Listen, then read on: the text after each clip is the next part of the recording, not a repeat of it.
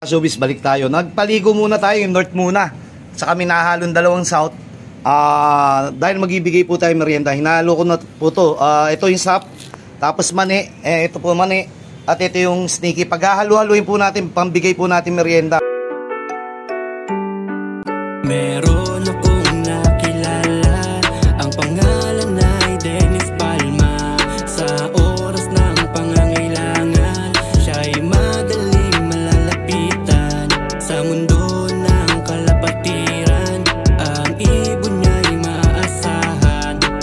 Yun mga ka-showbiz, bali ito yung north team at saka south team natin. Yung ibang pahabol doon, meron pa na aksidente kanina dyan. Sumabit yung ring niya doon sa may alambre. Hindi na natin binidyoan dahil mas unahin natin na tanggalin yung ibong kaysa mabidyoan pa natin. Ito po gagawin po natin dito. Paliliguan po natin. Kumuha na, pinaghalo ko na pa yung suka at saka asin. Ayan po, ilalagay ko po sa timba. Ay, nakita nyo may asin, oh. Lagay ko na muna po yan dyan. Bali, isa-isay natin paliguan to. Dahil bukas derby na, kailangan maging presko po sila. Then, mamaya bibigyan po natin sila ng mani, saka sunflower. Kukuha lang po ako doon sa ating stock. Nawala po kasi lalagyan namin. Ayun, yung pala. Lalagyan natin ng mani, saka sunflower. Ang tawag po doon, pamerienda. Para kahit paano may ibabaon po silang may ibabaon po silang tubig at taba. Kahit mga ilang araw po nilang dalhin yan, at least kung magpahirapan man, meron chance na makauwi. Katulad po nakaraan, ayun po, meron po tayo isang panlaban doon. May tatak na po yun. Umuwi sa atin po, talagang napakapayat. Nung Sunday po yun, kahapon lang po umuwi. Siyempre, ikot ng ikot po yan, hindi po nahuli. Na-wrong way po yan, kaya medyo natagalan. Pero pasalamat pa rin tayo, kung hindi man po siya malalaban, di gawin na lang po natin dito pang motivate. Ayan po, puro mga naka-chips na yung mga naka-chips dito. Ayan po yung pang north natin. Yung mga south natin, nalo na lang natin. Kasi nga, para pag isang pakawala natin, mababatak yung norte natin. Kasi pag tumatanda, medyo nagpaparisan. At medyo nagiging tamad na pag may training na o natotos na. Samantalang yung mga ibon nating south, ngayon palang nagbabatak. Ibig sabihin, maghihilahan ho sila. At saka maganda tignan pagka marami po sila. Pero may nakita akong parmisi po na naman. Yung pipikit-pikit si kuya. Iisa-isayin po natin. Katulad po niya, ang dumi. Nadumihan po siya dyan. Mamay ba, ililipat na po natin uli yung south. Ito pa isa natin uso po yata talaga na naman ng sipon ngayon. Katulad po nito.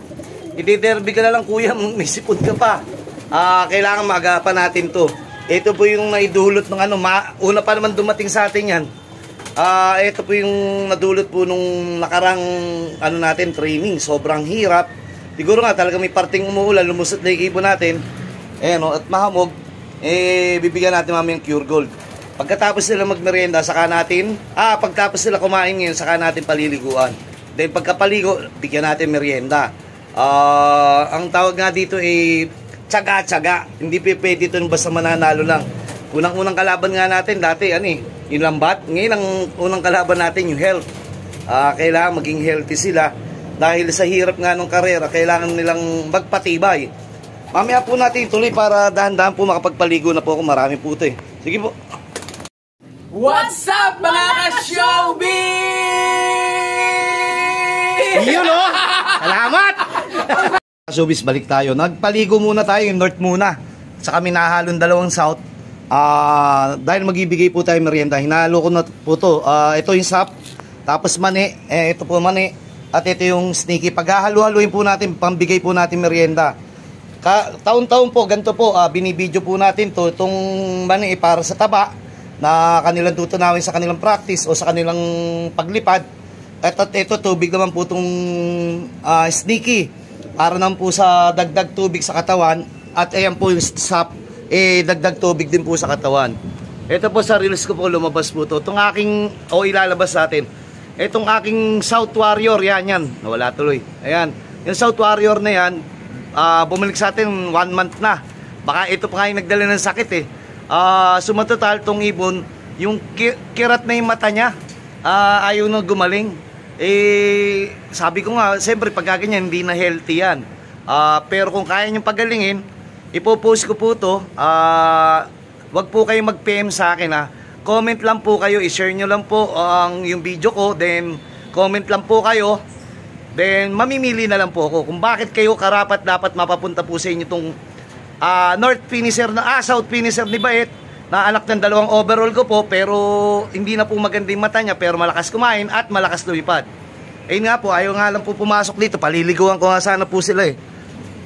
Yan, ito po yung balde, meron po tayo dyang tubig, tapos sinaluan po natin ng asin at saka suka.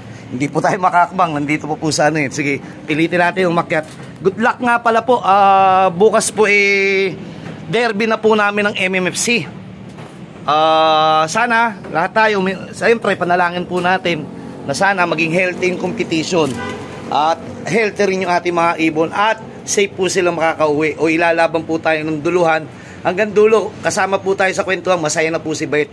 Regalo na lang po kung mananalo o itatadhana. Tayo naman po, enjoy lang muna po natin sports natin. Ito po, papakita ko po yung bagong dating ko po na sobrang payat.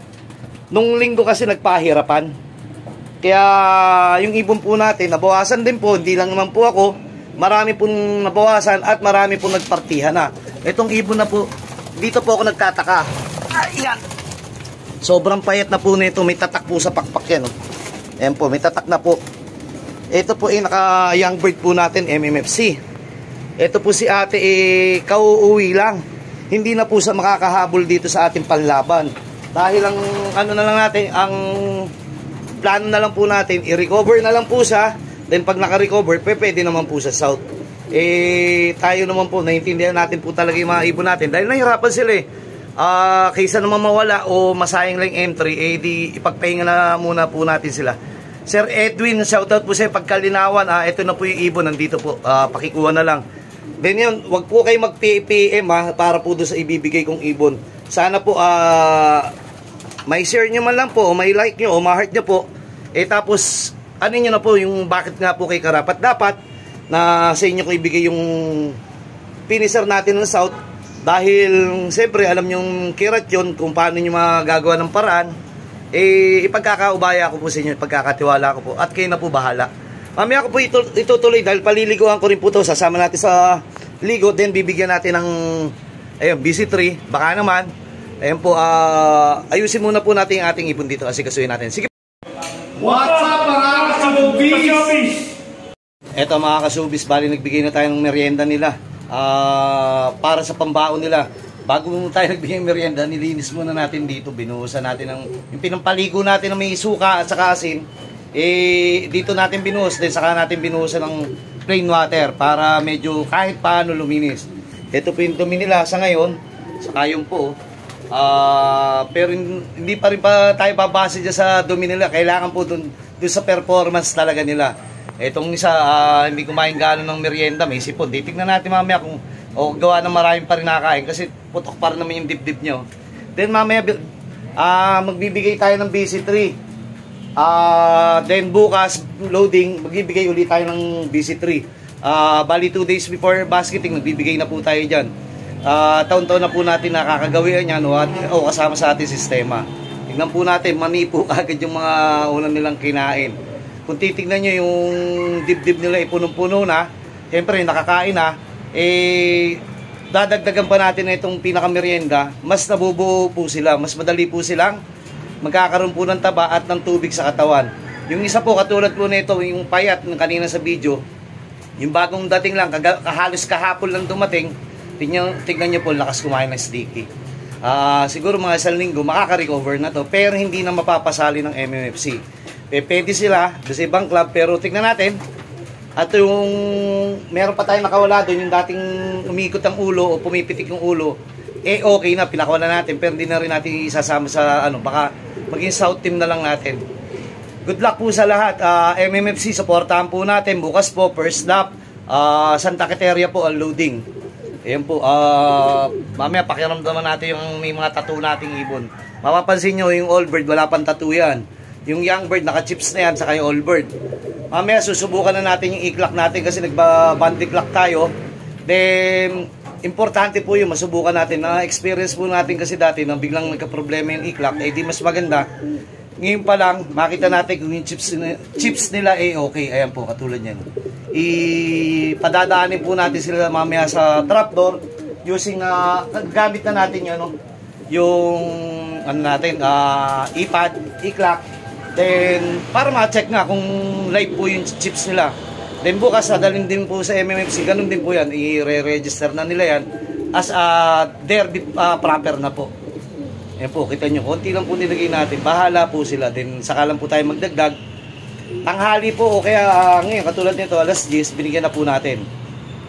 Mga alas 4, pagpapakain po tayo, then after natin pakainin, bibigyan pa uli natin ito para suporta lang po.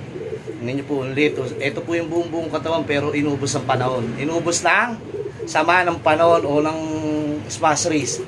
Sana po dito sa simpleng pamamaraan ni Bayet o simpleng video ni Bayet, may natutunan po kayo. At sa susunod po, sana kayo naman po yung magbabalita ng Boss Idol Bayet. Nanalo po yung Dugong Bayet sa ganito. Congrats po sa weekly na mayroon po magandang resulta na hatid ng may Dugong Bayet o Dugong Bayet. Sige po, happy flying!